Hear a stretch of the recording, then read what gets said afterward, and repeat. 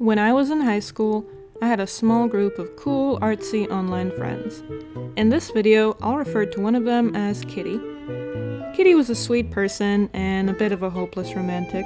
I remember her talking about school crushes pretty often. And sure enough, one day she happily announced she had a boyfriend, an online boyfriend, who she talked to on Discord. In this video, I'll refer to the boyfriend as Stuart. The whole friend group was super excited for Kitty and eager to meet Stuart, so we all added him on Discord and DM'd a little hello. Hey, I'm Kitty's friend, Wowza. Sorry, wrong pic. Hahaha, it's okay. Hi, Wowza.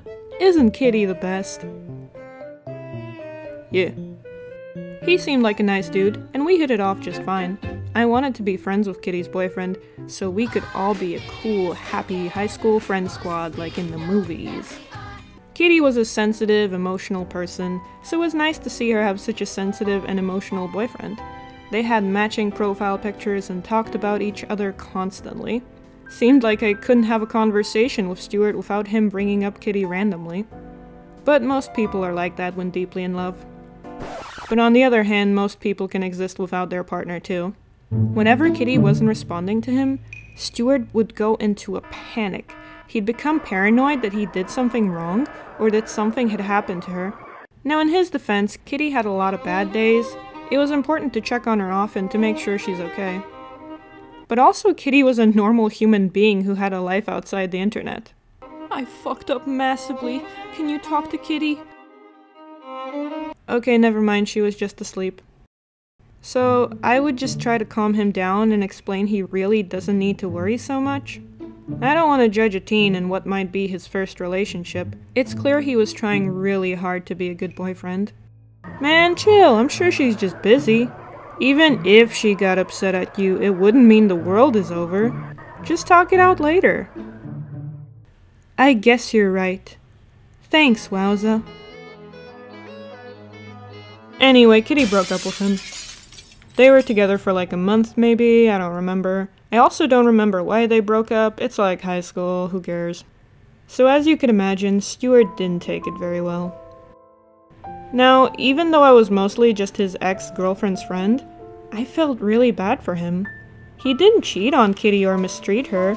Sounded to me like it just didn't work out. Since he was so sad and we had a little bit of a friendship, I decided to try to comfort him through this breakup. Hey dude, it's gonna be okay. I messed up so bad, Wowza. Kitty was my everything. Aw, come on. I don't know how I'll go on now. She was the best girlfriend in the universe, and I lost her because I'm a terrible person. Aw, no, this shit happens. It's okay. You'll get over it. Shh, no. He would just send me messages like this. I need help. Thank you for trying to help me, but I'm just done with life. I'm done trying. Everyone heals differently, so I tried to give him comfort and space and time. But after a while, I started feeling like he seriously needs to snap out of it. I loved Kitty so much, and now I'll never love again, and I'm going to die alone. Sir? You are 15! You have your whole life ahead of you! Actually, I'm 16. Oh, sorry, my bad. You are 16! You have your whole life ahead of you! Some friends told me to just cut him off at that point, but that felt like a very mean thing to do to someone who had a fear of being alone. I felt like an older sister to him. Even if he was a little annoying, I didn't want anything bad to happen to him. He was homeschooled, so I knew he didn't see any school friends regularly. He also didn't seem to have access to therapy or counseling, or even very supportive parents. I would try my best to give him some good advice, like to not have all your happiness rest on the shoulders of your partner. It's not fair or realistic to you or your partner. Focus on improving yourself. It can be a lot of fun and motivate you to keep going. You are not as terrible as you think you are. You are a very caring person, and you have your whole life ahead of you. You have all the potential in the world to do great things. Wow, Wowza. Thanks for caring about me. You're so nice and patient and understanding. You're so beautiful. No problem, dude. And what was that last part? What do you mean? Like, what do you mean by beautiful? You literally don't know what I look like. We only text. Well, send me a picture then. Haha, that's not you. You don't know that? Well, I just know you're beautiful. You're so nice and caring, and you always help me. I just know you're beautiful. I do not like where this is going. Thanks, man. I'm gonna go clean my litter box now. And don't call people you haven't seen beautiful. It's kind of random and a bit weird, so yeah. I wasn't used to dudes saying crap like that to me at the time. I mean, I looked like this, so I genuinely didn't know how to respond. I felt paralyzed with awkwardness. At first I tried to play it off as a joke and hope he gets the hint. Disclaimer to girls, don't do this, it doesn't work. Hey, quick question. Are you an angel? Yeah, I fell off a cloud. I fell flat on my face, that's why I have a flat chest and my face looks the way it does. Sorry, been waiting to say that response ever since I thought of it, haha. Flat chests are amazing. Well, your face looks amazing. I know it does. I'm in your room right now. And it's fine, it honestly made me laugh, but seriously, you always make me feel better. Thank you. Well, dummy. I wasn't actually in my room when you wrote that, I was on the bus. So get fact-checked. Disclaimer to boys, don't write shit about girls' bodies before you even get a that shit finna land you in jail someday. I did try to make it clear I wasn't interested and felt uncomfortable by his remarks, but on the other hand, I still talked to him whenever he was having a breakdown. I didn't know what else to do. To just ignore his concerning messages felt wrong to me, but to be nice to him also felt wrong. When I wasn't trying to explain why he will find love eventually, I was also explaining to him why we can't be together. Sir, you literally don't know anything about me, including how I look. Or my interests. We kinda only just talk when you're sad. Yeah, I know you.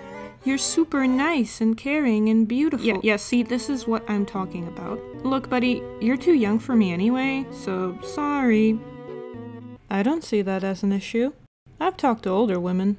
Wait, I'm sorry, how much older? Like 20s, 30s. Age doesn't bother me. It kinda should. You're still a teenager. Adults could take advantage of you. Aren't you worried? I'm not worried. Hello, I need an adult. Aren't you an adult? I'm getting harassed by a 16-year-old on Discord.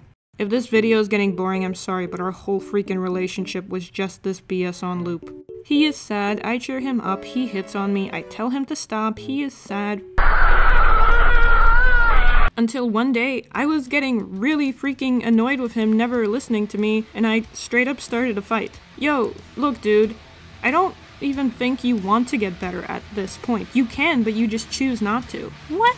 That's not true. How could you be so insensitive? I'm going through a hard time. Yeah, you've been going through a hard time for months. Hey, you're being really mean to me. And I tell you the exact same freaking crap all over every single time we talk. I thought I could rely on you. Look, kid, you need to start growing up. You're acting very immature. You know what? Goodbye, Wowza. He blocked me? He blocked me. I felt like a responsibility was lifted off my shoulders. I'm free! I'm free! I'm free! I'm free! Yeah, it's one of them underwhelming endings to story times.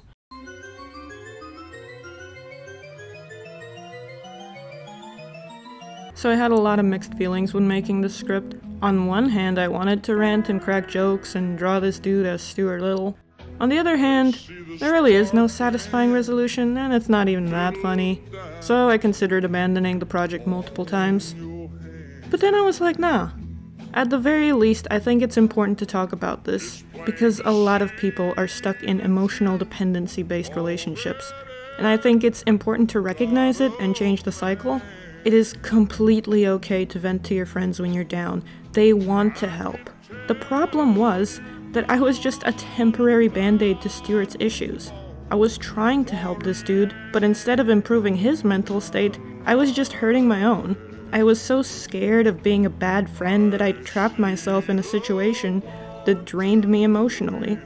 It was not worth it. It was not helpful. I also don't think it's inherently bad if one of your main goals in life is to find love, but geez, no goal should make you so miserable. And just because someone is showing basic empathy and care doesn't mean you two are meant to be. I don't know if there's any other solution than to distance yourself from this person and get someone more professional involved. If you think I could have handled it better, I would genuinely be so happy if you left a comment with suggestions, both to younger me and Stuart, and well, anyone who comes across that comment. Life has a lot of bad and cringe moments, but I would love to spread some good ones. So, bye-bye! Take it easy, Stuart. I see the want to in your eyes.